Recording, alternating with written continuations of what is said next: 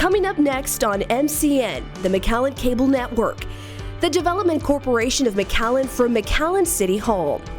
The Development Corporation appointed by the City Commission is charged with making recommendations on how to use money that's been raised from the half-cent sales tax that was approved by McAllen voters on May the 3rd, 1997. The recommendation is made to the City Commission. They make the final decision. And now, the Development Corporation of McAllen. Okay, we're convening the regular meeting, and the first item on the agenda is approval of minutes for the meeting held January 20th, 2020. Move to approve. Second. Okay, motion is second. Any additions or deletions? Hearing all in favor, say aye. Aye. Opposed, same sign. Motion carried. Budget amendment for capital rollover capital projects in carryover fund. Thank you, Member, Mayor, Directors of the Board. This is no new money. We do this every fiscal year, that we roll over money that we either didn't start a project or we started and didn't finish. And so you've got several of them here from the Development Corporation. I can go through them very quickly. 29th Street, we did not budget any money thinking that we would be finished. We didn't, so we need this amount of money, $456,000.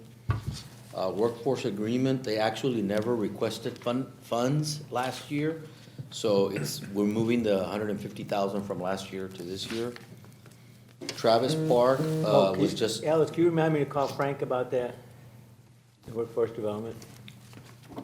Travis Park, just to finish the project, it was just $17,000 that we needed to finish it. And that, again, was moved over from last year. Pecan, same thing, we're almost finished. So we need about $23,000 to complete the project. Again, no new money. Kennedy and Westway are projects that we started and didn't finish. So we're moving the balance over. So the original budget was 488, and you debit credit, and it comes out to 813. It looks like you're adding 325 to the original budget. Right, because we thought we were going to finish the project, we didn't. We thought we were going to get closer to finishing the project, so that one's actually in reverse. We did more last year than we thought we were going to do. We budgeted 488. And we did 325 extra on the project. Right. Okay. And then for bus terminal, that's operational funding that we just need from the development. Well, does this mean during the year, like we would have approved 410,000 of change orders for like Westway, put it over $1 million? Not necessarily. It could be, but no, not necessarily. It has simply to do with timing of finishing the project. You know, we have to estimate how much money we're going to spend by September the 30th. Mm-hmm. It's purely that. It's an estimate. So it could be just a percentage of the project is what you're estimating, right? No, we actually think we'll get to this point of the project, so we'll put a dollar amount to it.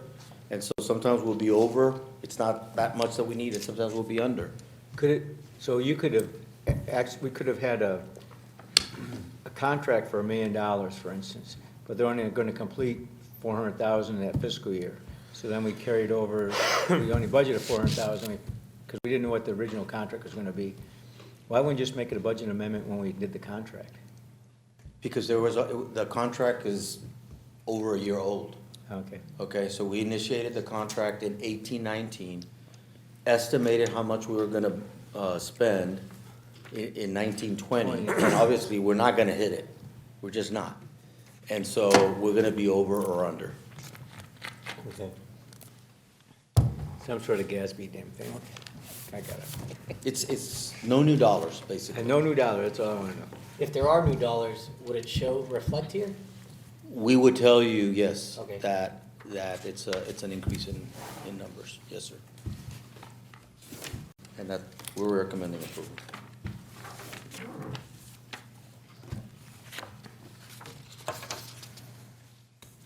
Okay. Make a motion to approve. A motion to approve. Second. So without being kind of too stupid, the revised budget is $3,263,967.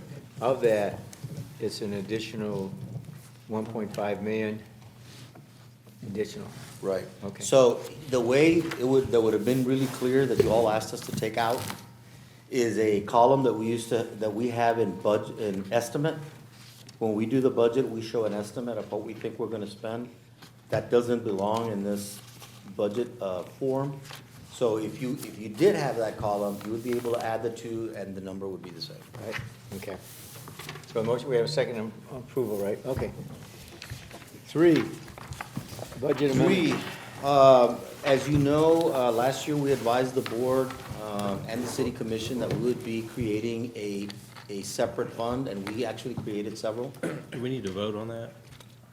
on the. I thought we did, budget didn't we vote on amendment. it? Did we You vote I on thought it it? had come through. I heard somebody say aye. I think you, Mama. It was just a motion and a second. I Okay. mumbled aye. Okay, all those in favor say aye. Aye. All right, okay. did. Sorry about that. Sorry. So, what we've been trying to do to make things easier for both sides here is we're creating funds where it makes sense to do so. We were using the Development Corporation as an in and out for the parade. We don't need to do that. I mean, we've got plenty of funds to be able to take care of any deficit that we might have during the year. So we're moving the parade out of the Development Corporation, okay? And one of the things that we told you last year was there's gonna be a fund balance in the Development Corporation that we're gonna move over to this new fund, but we need time to close the books to make sure that we've got the right number. And why are we doing that? Why are we taking Development Corporation money to do a parade fund? Because all of that was revenue made by the parade and/or sponsorships, and so it doesn't belong in the Development Corporation. It's not coming from a sales tax or a match or any of that. So it needs to completely come out so that it goes to the new fund, and that's what this is. So who, Did you pass this out? who manages the new fund then, city commission? 'Cause we won't be. Yes, the city commission manages that. That's just just a regular fund outside of here. But you said you're creating several funds or one fund? Yeah, well, no, I meant, in addition to the parade, there's others that we've created. Moved out. But the Yeah. parade is a single fund, right? You're not creating Parade is a various single fund. funds? No, parade, that's correct. So we're moving out 3,170,000? No. The You're- 93? You're moving out $93,000. Got it. So that's what they're starting with. Right. Okay. Motion to create the new Christmas parade fund, or actually It's just a transfer. transfer it out. From one to the Yeah. other. And just because we mentioned the Christmas parade, I guess there's going to be, is it gonna be a workshop or is it gonna be a city commission? Eventually we'll see, I guess, the final. Yes, in P&L? fact, it might be at this next meeting. Yes, sir. So we're not, we on this board are no longer gonna be You will no funding longer be looking at the parade. parade at all. You'll be verifying the 94 is what it is, though, right?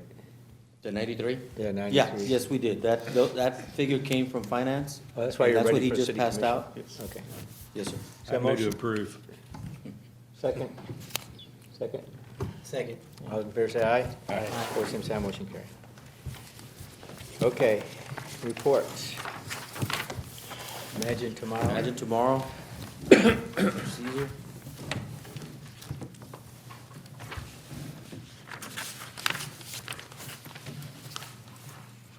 Yeah, that looked terrible before, it really looks good now. Which one? The Jackson Avenue McAllen. So first I'll get into some of the projects that we've had this last, from January 1st till February 12th of this year. I'll get into the total cost of the project so far with one amendment. And then I'll walk through the housing report, essentially giving you an update as what are we doing both on the voluntary side, voluntary demolitions, and what we're doing on the involuntary side with involuntary demolitions. So the first customer is on the corner of McAllen and Jackson. They're currently taking on this demolition. So originally we helped the property owner with the demolition of the front structure. The owner stopped. We sent her a notice of violation letter, and the process continued toward an order for demolition. And now she's taking on the demolition of the rear structure. So essentially, she's completing the project from beginning to end. It is a blighted home that's been on that corner for, It's gonna be a tough one For a because very it's long still time. it's still residential and nobody's gonna put a house there. and that was her intention. It's in a single family, but that corner, anybody who wants it for commercial purposes, not so much for residential purposes. But, you know, in the meantime, we're helping her out with the demolition, just make sure, essentially sets the stage for something in the future. Yeah. These corners aren't all that cracked up to be for commercial, because this one here is two ways in and two ways out, not four ways in or anything. And it's a tough two-way in on the McAllen side. How big is it? It's a big lot. I wouldn't be able to tell you. Currently, we have like 4 containers in there, and then they're When 20 something cubic yard. is declared substandard in January 2012, from there until the demolition permit, September 25th, what happens during that time period? I mean, what happens during those 6 years? Obviously, I guess we're limited in our actions, right? But once it's declared substandard, does that give us additional power to move forward? Why does it take 6 years? We didn't have any money budgeted for demolition during that time period. So this last year, we came back to the city commission and started asking to make that program more active. And that's what Caesar's undertaking. So from now on, we're gonna try to get those quicker. He has a huge list. Yeah. And so, you know, we prioritize them based on proximity to Need. school, visibility within the city, and so on and so forth. Number of break-ins and that kind of thing. What was the list you think that would need to be demoed? How many? Off the top of my head, I spent all summer essentially taking on an inventory. Yeah. There's quite a bit. Properties. We have like 90 properties. Substandard, right? And it's ultimately up to the owner either to take on the full demolition or to rehabilitate them. But for those who just refuse, and it's a really bad structure with all kinds of issues, I mean, for us, it's the full demo. And so, off the top of my head, at least 20 of the worst structures in the city, we would take through the board. The other ones, we would essentially try to get either an investor to step in or get the family, the property owner to do something about the structure. Yeah, this property essentially had a fence around it, so Yeah. it took a few years to really start falling apart. And it was kind of hidden because of the Yeah, it's fence. hidden. But if, is there separate amount that we approve for demo specifically? Yes. Yeah. Because I know, Imagine Tomorrow, for the most part, has it allocates a certain amount, 200,000, now 300,000, right? Right. But there's always been an excess amount of funds. So 200 is for the incentives on the Imagine Tomorrow, and then 100 is for the involuntary. And we took donations. it was being done out of the building inspection department. This Oh, last okay. year, we moved it over to Cesar's division so that we would have more of a connection between what he's doing and the demolition. When the city takes the lead and pays for the demo, do we lien the property? The second structure is a rehabilitation structure located at 2404 Ebony. And so this was one of the first that was approved under the new incentives. They applied for roll-off services, and they'll be receiving incentives based on actual investment. The third structure, because this particular structure is in a commercial zone, the only incentives that we could offer, this is 412 South 17th Street. This is the entertainment district. It's across the street from I think the last bar on the district, or the last active bar on the district. That's next to the tailor shop, right? I know it's the old beer house or garden, it's directly across from it. But I mean, the house right next to it's I think a tailor. Taylor. And the owner decided just to completely raise the property, and it's an empty lot now. The next property, 2409 Hackberry Avenue. This was the second incentive with the new incentives. And essentially, this is a blighted house. You can see on the next page, the orange tag means it's been declared substandard, and the property owner, the investor, is actually completely demolished it, and now it's going to build a brand-new structure, a single-family structure. All right. It's gonna be a single-family home? Like It's a single-family home. Well, that's good. 2409 Hackberry. It's kind of tucked away. It's I guess the neighborhood is kind It of. looks like to the right, it's commercial, right? And then to the left is a home, and there's a meter in front of it. Is this the front of the property or the other side? No, this is the front of the property. Where it says private property.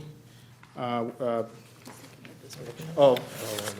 oh, no, that's the previous structure. That's the empty lot, the after picture for the property on 412 South 17, the commercial structure.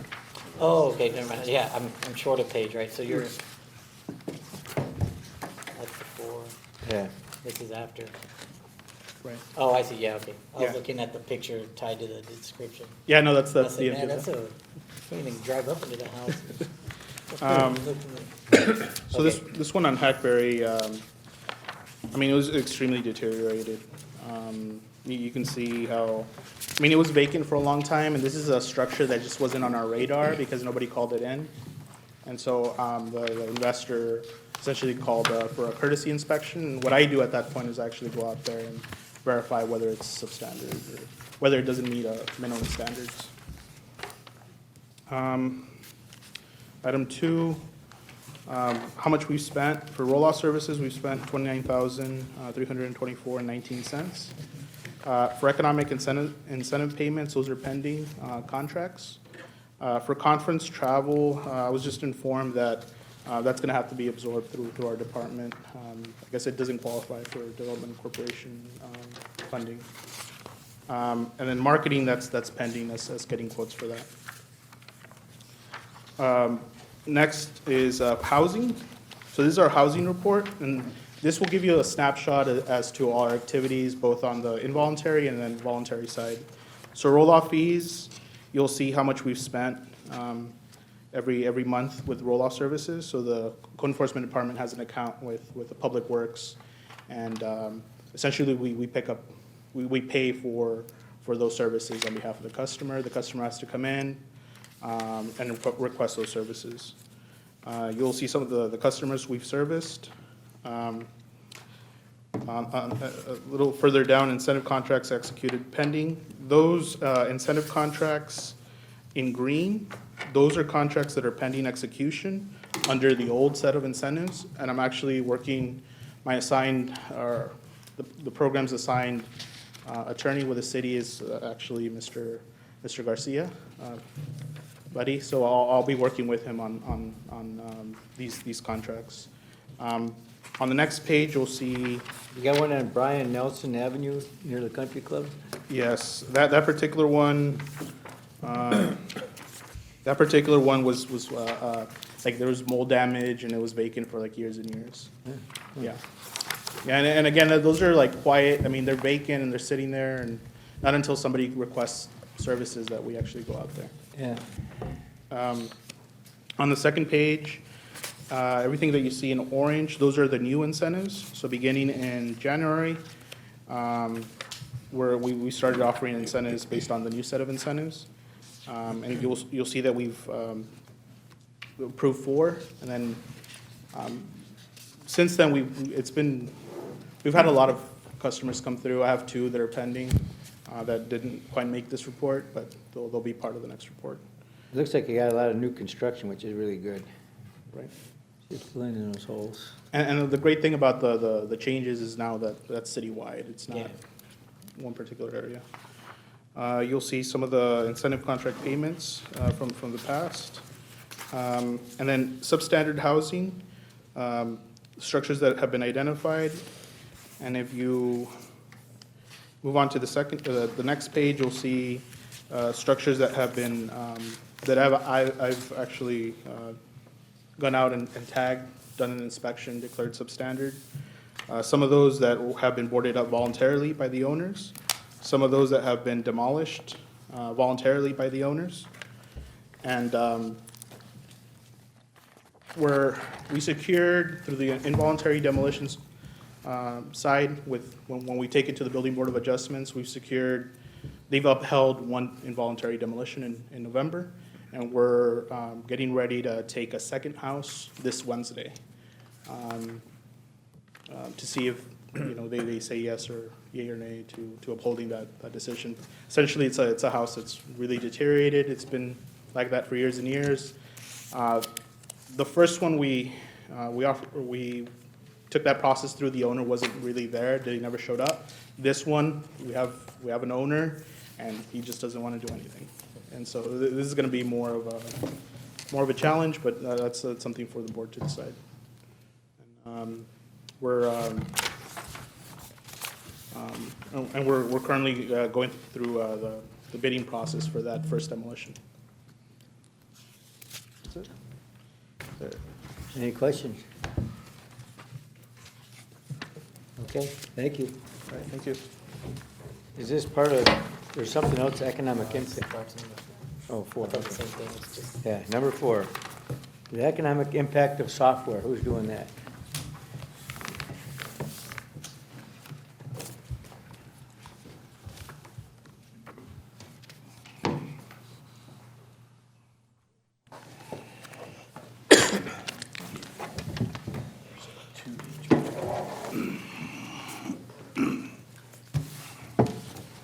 Well, he's passing out, right? Don't we fund the, what we help the businesses, the, Sure, perfect. refresh? Okay. Yeah. Can we have a report, like quarterly on that one, Sure. or next month? Yeah, they're doing very, very well. I signed 4 of them on Friday. That's what I heard. So you have in your packet, and I didn't realize it was also in there, so you got it twice. So one of the things that we talked about last time was driverless cars and that white space that exists. You know, that's a $7 trillion industry that's coming. Software and gaming is another one that is wide open. If you look in the very first page on the big packet there, you're looking at the gaming industry in 2018, and the software industry was $43 billion. And the reason why I brought this one to your attention is you have basically for startups, tech companies, you have Silicon Valley, you have the Research Triangle in Massachusetts, and you have New York. And those 3 areas have really kind of cornered the market and what's happening in computer software and in the gaming industry. As far as startups, but for the gaming industry, it is still wide open. There has not been a designated city or state where you're seeing it really emerge. And so there's opportunities there because it's still very much in its infancy. And you can look at, for the United States, you're looking at an average salary of $104,000. You're looking at 2.9 million direct jobs as far as in software and software games that are being developed. And then in the second page there, if you look at for Texas, you're looking at $37.2 billion and 232,457 direct jobs in Texas. And this is an industry that's in its infancy. So there is a white space that there's opportunities to do some things to impact or to attract those type of gaming industries. So Gearbox, which developed Fortnite, which is in Frisco, Texas, I've had an opportunity to have conversations with them. They're very interested in the Hispanic market and how they can foster and develop programmers for games that would be Hispanic driven. And so if you look at, and then in the big packet there, it talked about, which was kind of a surprise to me, the average gamer is 34 years old. I always thought they were 18 to 19 year olds. Is male 34, female is 32 years old. 65% of the population plays games, computer games in some form or fashion. And the growth potential there is tremendous in terms of the industry. You're now seeing, just like the story developments from Marvel and DC Comics, you're now seeing computer games that are being developed in the movies, and the intellectual property that goes with that. And so I just wanted to bring it to your attention as a way to, as a starting place to start thinking about and considering what we could do to develop computer gaming as far as a baseline in terms of this community. And it's a clean industry. It's something that you see a lot of students that are interested in. McAllen ISD just hosted their first e-gaming event and had 150 students participating in that, a half day at Mac High. How do you, like even the music and writing author business, you have to go through, there's people that promote those and put it together in Business Advisor and take a good chunk out of that. So it's the same, is there, I wouldn't imagine there's a. For independents? Huh? For an independent? For independent, how does an independent go to Independence market? is going to be a struggle because of the cost, and it's usually a team approach. You have several programmers, several story developers, several illustrators that are developing the game. And so it's really a team approach, and so that's why, but if you can develop the baseline talent pool, as far as it becomes for computer programming, for games, then that opens the door in terms of industries coming in and looking for that talent pool. Because right now, they can't find enough folks that can do computer programming for games. Do they go through like PG3, do they go through the hardware manufacturers for that too, though, as a source for, hey, I got this game, and you can go to hardware manufacturer that does it for PlayStation? So they shop the games, right? And it's catching lightning in the bottle, Mayor. There's some things some games just take off, and others just kind of languish there. And so it's just like anything else with a startup. Some of them are going to do really well, and some of them not. But I just, it's just an opportunity that I think if you look at it, it's a white space here in McAllen that's not been developed, has not been discussed. You've got STC, you've got UTRGV. There's a real opportunity. If there was a program developed that could provide some of those incentives for those programmers to pursue it. And I know there's been conversations about tech and tech development, and I think if there is a way to, foster space for that, I think there'd be some real opportunities. We have one gamer at the Creative Incubator, but he's an independent, and his struggle has been finding illustrators, finding story developers, and so it really is a collaborative approach, and you need typically 10 to 20 people working on a game in order to launch it successfully. But I think this is just good information, and to kind of give you a background in terms of what the market is, what the potential is, and where I think McAllen has an opportunity. Well, I would say, my youngest child, he's been very interested in trying to learn coding and started taking interest at 9 or 10. Very hard to find someplace here in McAllen or the Valley where a 9 or 10-year-old can go. There are no places, and that I have been able to find. Right, and there's Now, not. you go to San Antonio, you go to Austin, there's a whole host of places that are available and camps that are available. But from what I found, they don't really, there's nothing until you reach maybe 13. Yeah. But those kids in that range, there's nothing there to Yeah. plug them into. It's, like I said, it's a white space. It's an opportunity here in McAllen that if we could develop it, could really become a pipeline for talent. And talent acquisition is a huge challenge for this industry. Yeah. I mean, I know like the music industry is pretty well New York and California, and primarily California, especially with the internet songwriters and producers. So it'd be nice to be able to do that. I would have thought Silicon Valley would have some of this, but. It hasn't been established yet. It's still in play. And that's why, one of the reasons why I brought it. I thought it was a good conversation to have around it. It hasn't, that epicenter hasn't been established yet. And Texas is still in play. So you need a lot more than just the computer guy. Oh, yeah. You need. Yeah, and it's across the board. And We need it's different computer guys. When you say programmer, most people assume that programmer can do from A to Z, Yeah. but that programmer can do A to C. You gotta have another guy that does C to D, another guy that does D to F. Because you have guys who do API, you have guys that do simply software engineering, you have guys who only do testing, you have guys who do different languages, then you need your guy who does iOS and Android.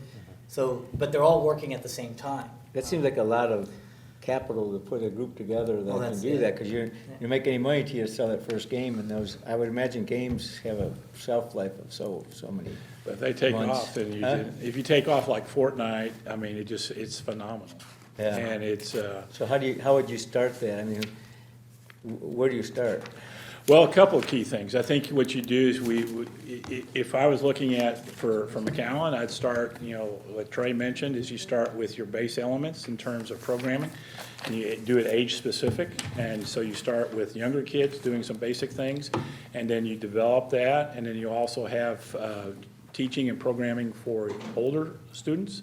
And I'm still talking middle school, high school, before they even get into college. Now, a lot of these games don't exist, right? You buy them over the internet and you download them to your phone, so there's no. Yeah, and it's it, kind of like the record yeah, and industry it shows what it does in there. But there's an opportunity, and again, just like the driverless cars, how we position, whether it's in radar and sensors, whether it's in the behavioral diagnostics or predictive behavioral software, those are things where we have opportunities. And I would encourage us to really kind of look at it and see what we can develop. That could be, start with a pilot project and then try to see how it takes off. But I know Gearbox is interested in coming down here and having conversations, and and they're a nationally recognized company, and would be a good pipeline as far as For what? for programmers and for Okay. developers. We're back from driverless cars to games? Yeah, sorry. Okay, I didn't know. Mayor, thought you were I've been around you too long. I jumped from one subject Yeah. to the next. Okay. Yeah, I mean, if you're gonna do it, that would be, I mean, the one thing you'd be is to put together what it really takes and do some seminars, free seminars for people to come in that are interested and say, here's what you need to start, and here's what you need to be successful, and how many do you have of those different people in our community? Code RGV, they're a regional effort, right? They are, and that's been driven by volunteers. They've been effective, but part of the challenge is they have full-time jobs. Yeah. And so Drew Lentz, who is really kind of the key co-founder, is working full-time now, and so he's traveling a lot. And so that's been, Code RGV's been pushed to the back, kind of to the back burner with them. But I would envision a program that would be a little bit more rigorous in terms of bringing in instructors to do the coding and the teaching, and then have a tiered progression as far as what students learn. And then, again, we gotta figure out the cost and how to do this in such a way that it's incentivized for folks to do it and participate, and yet we don't make it too cost prohibitive. I would think those war ones take a lot of money to develop. I mean, they're really movies. I mean, right? It's a movie, animated movie. Yeah. It's a game. Yeah. And I can't imagine what the production costs in that are. And then you keep reinventing yourself, right? They only stay around for so long. Okay, well, good. You and I will not be the people that start this. That's one sure thing we know about this. Because I'm not a thumb person. You can tell, right? People my age aren't thumb people. We never use our thumbs for those kind of things, games. So we're not any good at any of those things. You have to be a thumb person. And you're a thumb person, right? See? Roy, you're a thumb person? I know what that means. Put up your phone. Are you gonna Roy looks like a type thumb something on your person. phone and I'll tell you if you're a thumb person or not? Oh, I don't know. Let's see. Let's see if Roy's a thumb person. He looks like, He's a thumb. he looks like, Huh? I'm a thumb person. See? told you. Did you play video He's got games that in your look. No, I don't play. adolescence? You never played them? No. Okay. Nope. Who's next? Okay, Mr. Keith. That's it? Keys up? Keith.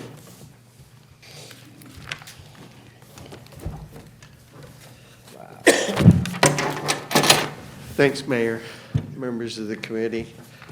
Just one comment, I guess, that on Steve's talking about, or a couple of comments. One is that Mission in their seed office is doing, that's what they're focused on, is software development, and they do go down to the little kids.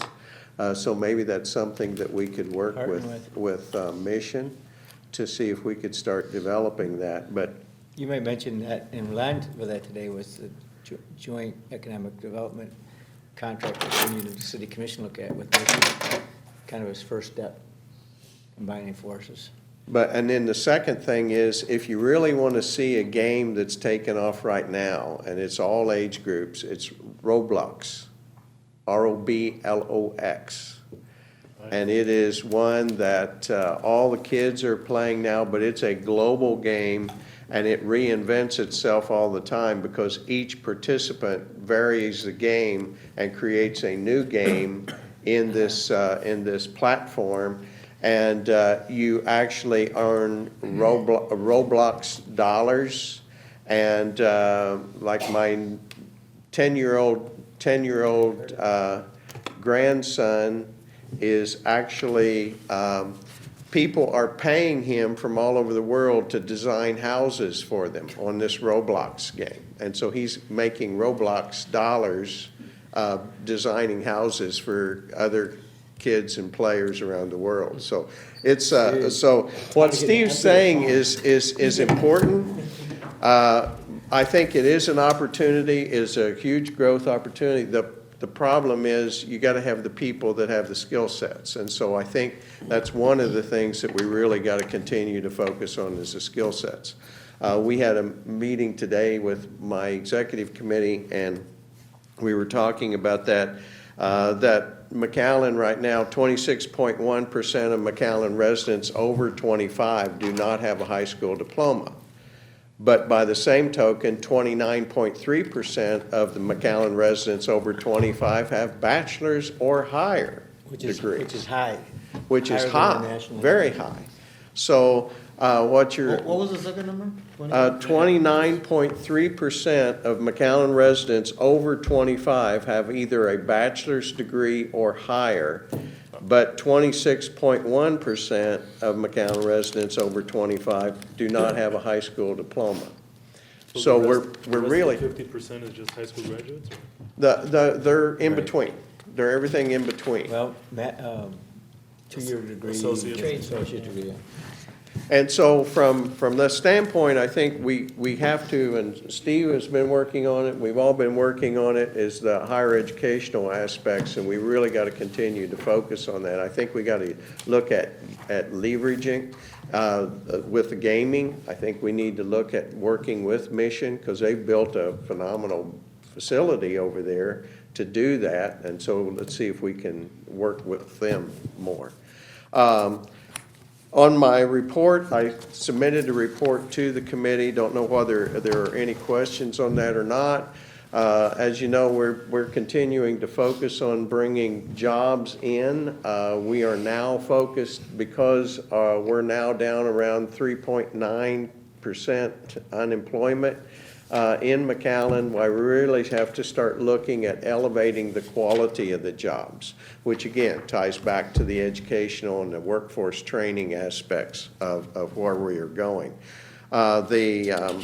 We are looking at also with the recent congressional approval of the USMCA, we were really just beginning to see companies that now that they knew it was there, were beginning to focus on moving forward, and then this thing called the coronavirus hit, and so that's kind of put everything into limbo right now. Of course, we have made 2 trips to China, and we're getting ready to make another one next month, which has been canceled because of that. I think this really emphasizes how interconnected global economies are. Look at gas prices. Why the gas $1.68 or something? Because China's not making, they're all not driving their cars or not making anything. No factories are running. And how quickly that happened when you think about it. And now parts manufactured. I was with somebody today and they can't do their expansion because they can't get the circuit board, whatever it is, electric parts from China to do it, and they're backlogged. And that took a couple months to stop projects all over the world. Well, I just, right before I came over, the impact just in transportation, ocean freight, is $300 to $350 million a week of lost revenue from shipping, just because of the lack of containers movement. So it's a huge implication of where we are at. Because of that, why, as I say, we've canceled our trip to China for March. We don't know how far out we're going to have to delay that. We're continuing to focus on bringing together or to prepare for that trip. Also, we have a meeting set up for next month in Detroit to meet with one of the companies that we met with, that we will be from China, that now is actually moving faster to look at setting up operations here. And we are one of 3 locations that they have settled on that they're looking at. So that continues to be one of our focuses. As I had mentioned, because of USMCA, we were focused on Asia. And so besides China, Japan, and Korea, we were approached last week by a local Korea business person who has asked us to go back to Korea. He has a group of Korean business friends in Korea that he's asked us to go over and meet with to talk about our area and the impact of USMCA. We're evaluating that to see if it makes economic sense. It may tie in when we do go back to Asia, why we may tie that in as a side trip to go to Korea to see if there's something there with those companies. In addition, we have Japan. As you know, we have 23 Japanese companies here that we've worked with over the years, and they continue to grow. One of them, actually 2 of them, we're meeting with this week to look at moving additional operations here. One is looking at potentially moving some of their operation out of Mexico to the U.S. They're an automotive supplier. Part of it has to do with the rules of the USMCA and the requirement that certain amount of 40% of the value of a vehicle has to come or be produced in a plant that pays at least $16 an hour. And so they are looking at setting up a facility over here to do the technology portion of their business with the labor-intensive remaining on the Mexico side. And the other, we're meeting with senior management of the other Japanese company that is coming in. They moved in 15 Japanese families for their operation, and they're coming in to tell us what their plans are for the future. But by moving in 15 families from Japan, it tells us that there's some growth opportunities coming there somewhere. Then we are also focused on Europe. And last week, one of our team members, Ralph Garcia, actually was in Europe working with with the Transatlantic Business Investment Corporation. This is a group that identifies potential investments in the companies in Europe that have an interest in investing in North America. And they set up a trip to meet with advanced manufacturing companies and automotive companies in Europe that have an interest in locating here. Ralph was on the visit, and he identified 6 good potential prospects. So they made the initial contact with 6 companies that are all technology focused, very high-tech companies from Germany and Austria that have an interest in potentially locating in our area. So I'll keep you posted as we continue to work with those 6 leads. Currently, we have 20 companies on I sent to you the active prospects listing just as a refresher.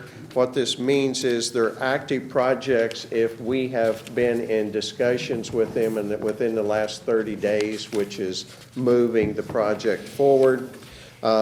Companies go on and off of this based upon sometimes they move into where they actually commit and they then become a committed company, or for one reason or another they may slow down or stop.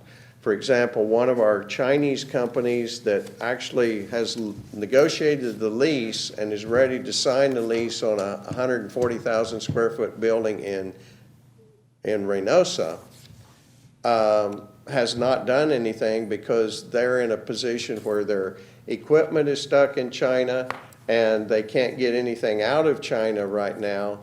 And so they can't operate. They're wanting to set up because they also can't supply their customers because nothing's coming out of China. Right, as of today, only 30% of the Chinese factories are in operation, and they are running at way lower than normal level, just simply because people aren't showing up to work. They're afraid of getting the coronavirus, and so there's because of that, they can neither get products out and they can't get their equipment out, so they're just kind of froze. The project has been frozen until something moves forward.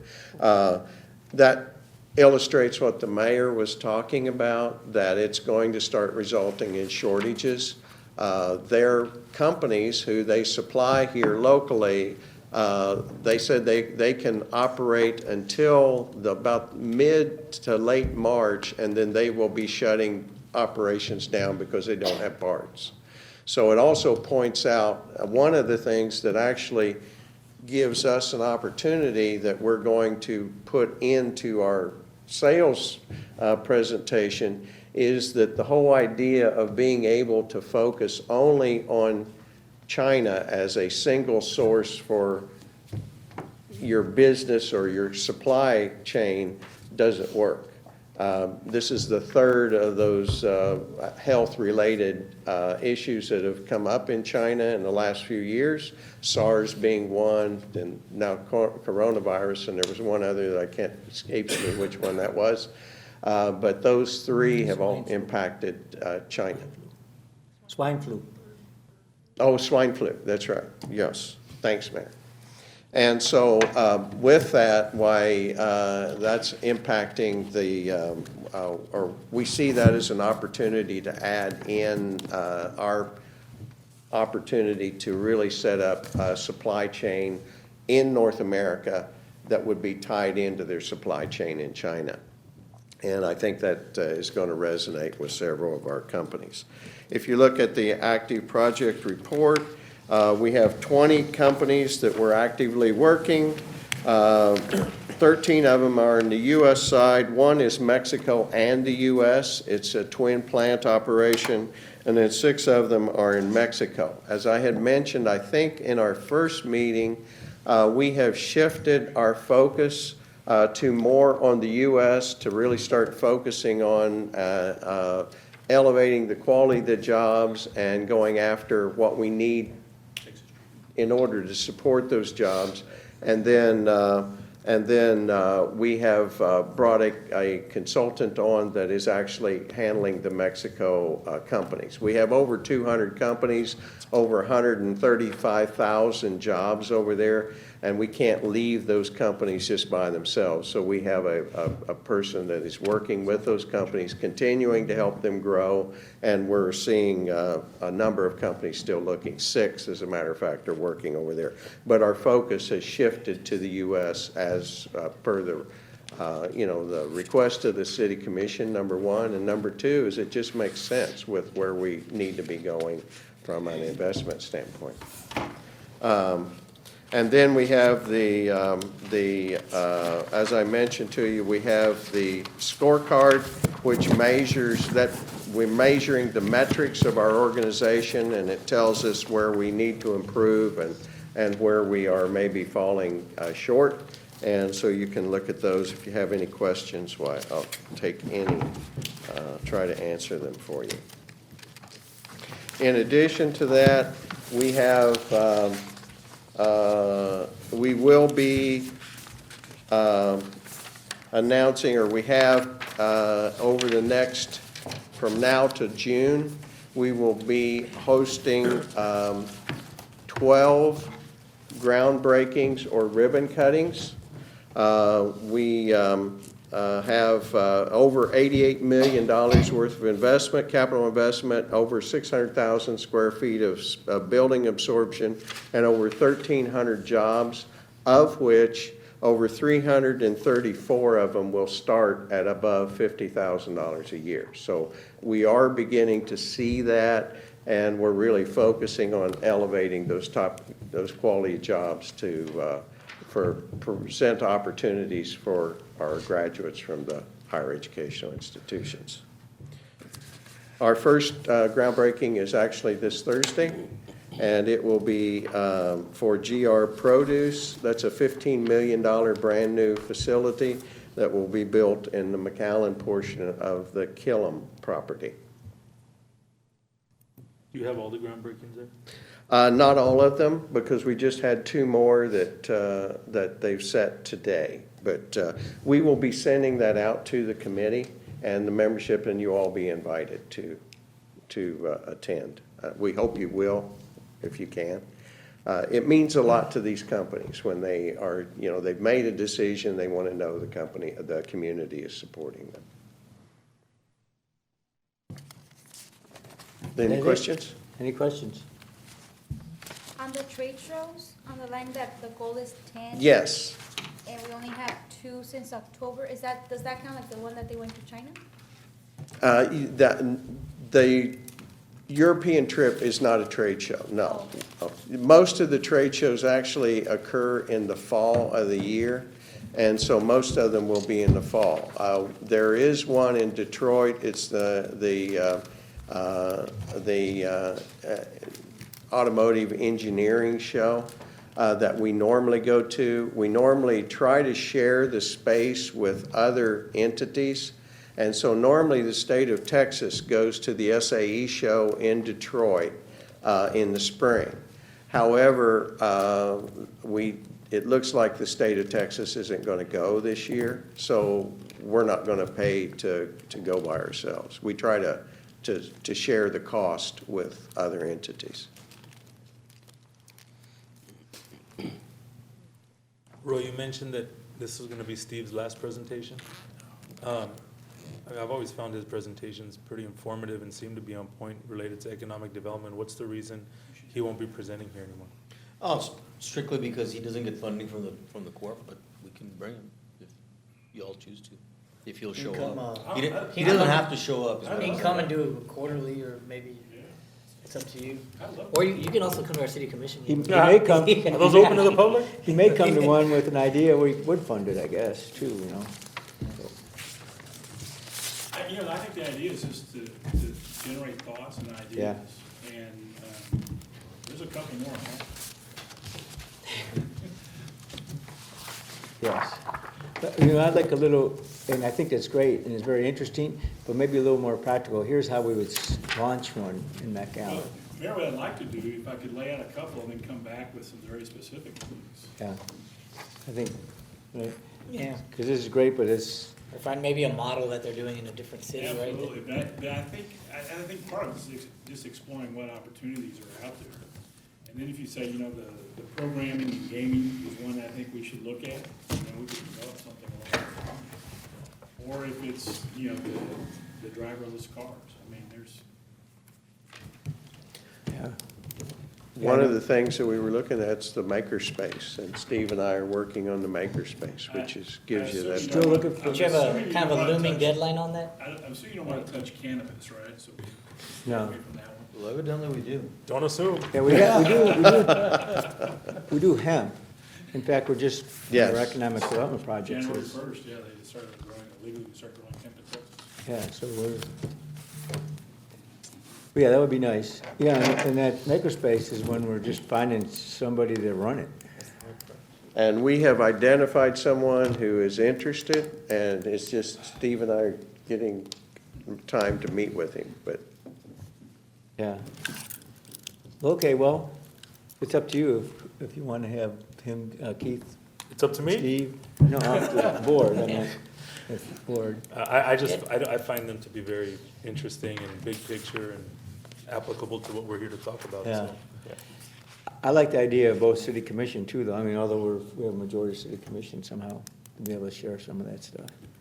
be good. Makes it easier to recommend things that they've got some buy-in before we put it on the agenda. Great opportunities. I always thought, you know, one of the reasons we're so popular for the calling, what do you call it? Huh? Yeah, is that we're bilingual. And how many places in the country are bilingual now? And so I think we ought to get we ought to organize them for a premium. You know, instead of, you know, if the average one's getting 12, you know, what's a bilingual worth? I think there's a lot of money there. Well, and coupled with the telephone service that we Yeah. have, we have a huge amount of capacity on telephone service here. Yeah. But, you know, the benefits are pretty good. I mean, for even $12 an hour worker, they have pretty good benefits, which is important, very important. But like you say, family of 4 is still on a poverty level at $12. What's our minimum wage here in the city? 11 We haven't raised it for a while, really, with the For cost of living? Huh? for full-time. I was 11 a while back. Okay. Anything else? You want us to start over again? No, Okay. Okay, we're adjourned. Thank you. Are you good?